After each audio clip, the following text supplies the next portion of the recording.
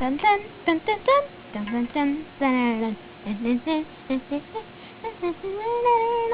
Hello. How do you say? Dun dun dun dun dun dun dun dun dun dun dun dun dun dun dun dun dun dun dun. Hello. This is TGTV Chapter 1 Fishing. Cut. Hello. This is the first chapter of TGTV Chapter 1. This is Chapter 1 of Chapter 1. Getting started.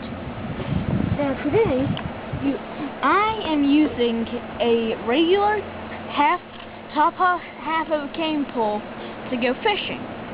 First, now to go fishing, you need 3 basic items: a rod, a line, and a bait and hook. Also, another thing you might need is bobbers, so you can say you're doing casting and then keeping it there. And you need bobbers to make sure it doesn't go under. And, well, hopefully since I'm not going to go into it, hopefully you know how to tie knots onto the end of the rod. Now, as for the bait, try to choose the best one for the best environment. Say you're doing it at night in murky water, murkish water, or clear water. Make sure when you're doing stuff like that, you choose the right one. The right one for murky or clear water would be a fluorescent lure. Not this one that I'm holding. This one is for daytime and clear. I have one back up there.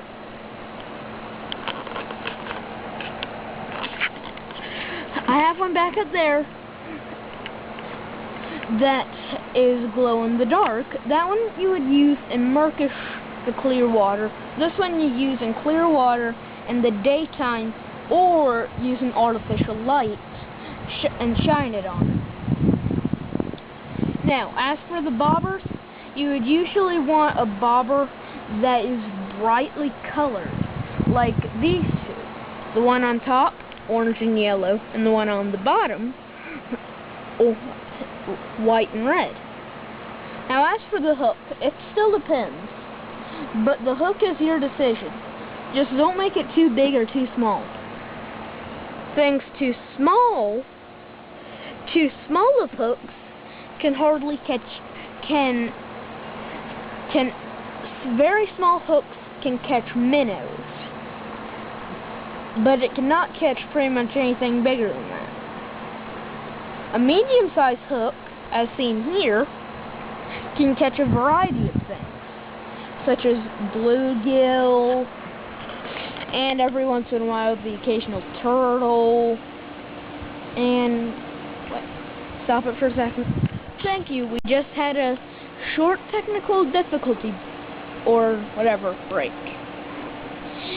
Anyway, about hooks, the medium size, as shown here, are best used in shallow lakes, ponds, all that stuff. Then there's the large hooks, which are used to get large catfish, are used to catch catfish, bass, and some small alligators, if people are allowed to catch them.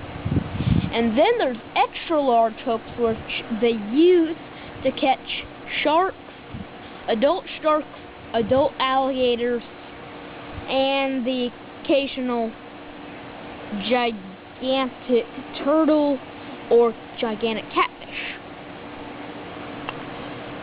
And that is the end of Chapter 1 of TGTV Fishing. Okay, this is TGTV Chapter 1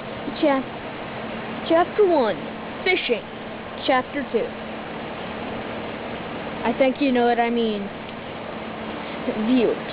Anyway, this is a raw, like I said in my last show, there is the rod, the line, hook, bait, and bobber if you need the bobber, and you use all that to go fishing. Now, some people, look at this thing. Some people prefer to do this with a cane pole, but other people prefer to do this. Still on it?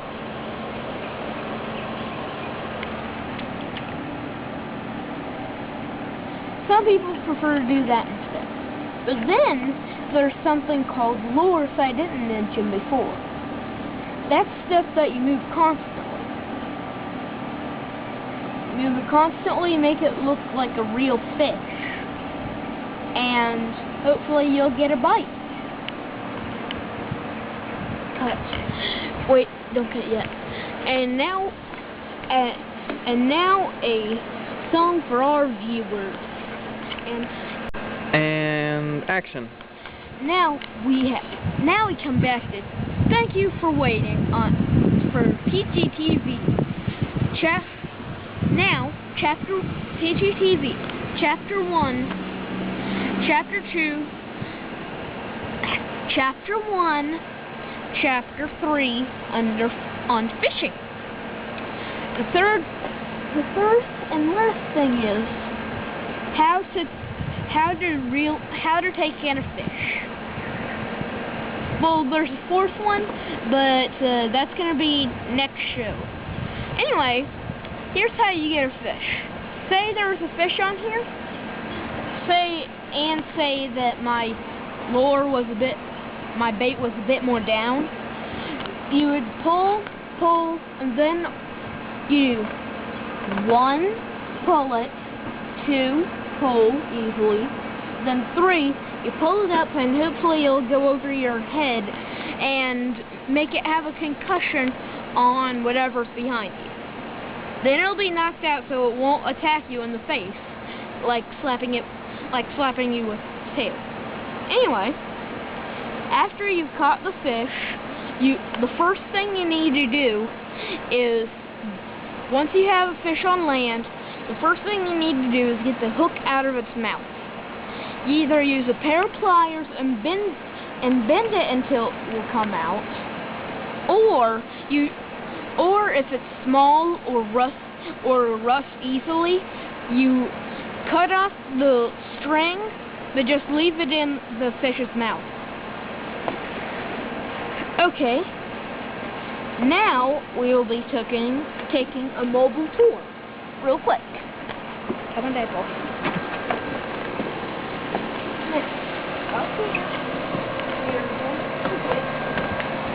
And down here are steps like behind us were things that if you pulled it back far enough, it would cause the fish to have a concussion.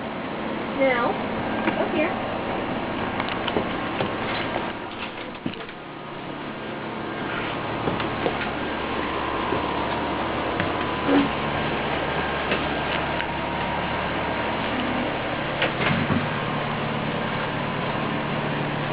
This would be the right tool to use. If you need this or this, would be the right tool to use if you had caught multiple fish. If you caught multiple fish, this is for smaller fish, this is for bigger fish. Small fish like big minnows, they're about that big. And this one's for stuff like bass, bluegill, so on and so forth. Both of these are very important.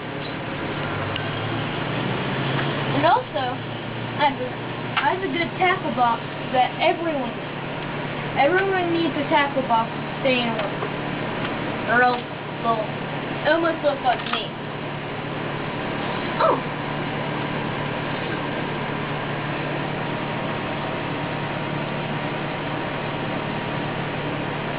One of my grandmothers recently bought me this lure. It's a thin tube lure with a shiny scale pattern on the reflector. With dots on here. See the colors? Mm-hmm. Black, purple, and white with black dots on the bottom. Green and purple plumage with a treble hook on the bottom. Now this will probably work very well in any condition, any environment. And as I talked about before, this is a glow-in-the-dark lure, or bait, whichever one you want to call it. Okay, and this is one of my custom-made lures, or bait. It has a hook. It's made of a safety pin, a hook, a tube bait, and a reflector. I put all of these on the same thing, closed it, and voila. And you hook it right through there or through here. And also, and here's the last thing. I have a few things to say last. One, always use either pliers. See it? Use either pliers, hedge trimmers, or scissors around the cut line, and the pliers can also secure weights. 2, be careful and never run with stuff like hedge clippers. Those could actually cut your finger off. Not like scissors. Scissors can give you a cut. This can cut your finger off. And thirdly, fish safely and you'll go very far. Oh, and RuneScape is a good place to go to. You can get up your fishing level very good and quickly. Okay. This that my cameraman is pointing at, this would be one of the weirdest things I've ever seen. It would be a tree trying to grow on a patch of soil that fell off of the bank. To me, that's one of the weirdest phenomenons that I've seen in my lifetime. It'd be really weird, but funny, if there's a tree floating on a giant block of mud. Anyway, now to go back to Peach